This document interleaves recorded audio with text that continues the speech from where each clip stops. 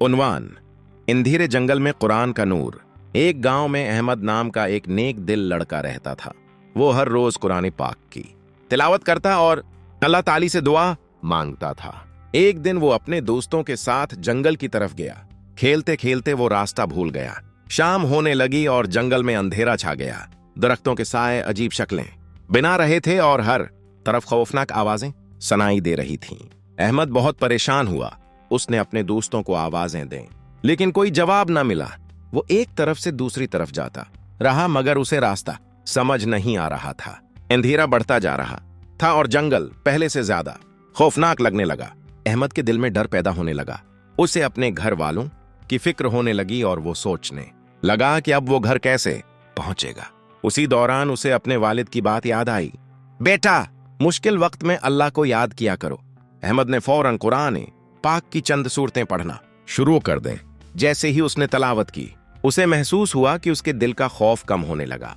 इसके दिल में सुकून पैदा होने लगा और उसे अल्लाह ताली पर भरोसा महसूस होने लगा। वो मुसलसल कुरान पाक की तिलावत करता रहा और अल्लाह ताली से दुआ मांगता रहा कि उसे सही रास्ता दिखा दे। कुछ देर बाद उसे महसूस हुआ कि जैसे उसके अर्द गरद का माहौल पहले से बेहतर हो गया हो। फिर एक नर्म सी रोशनी उसके रास्ते पर जाहिर हुई। वो रोशनी आहिस्ता आहिस्ता आगे बढ़ती गई और अहमद उसके पीछे चलता गया। रोशनी ज्यादा तेज नहीं थी, लेकिन इतनी जरूर थी कि रास्ता साफ नजर आने लगा। अहमद हिम्मत के साथ इस रोशनी के पीछे चलता रहा।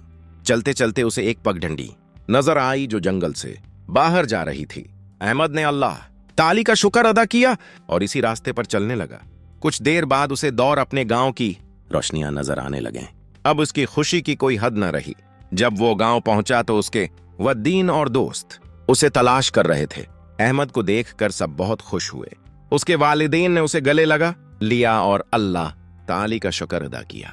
अहमद ने सबको बताया कि जब वो जंगल में अकेला रह गया था तो उसे बहुत डर लग रहा था, लेकिन जब उसने कुरान पाक की तिलावत शुरू की तो उसके दिल को सुकून मिला और अल्लाह ताली ने उसकी मदद फरमाई।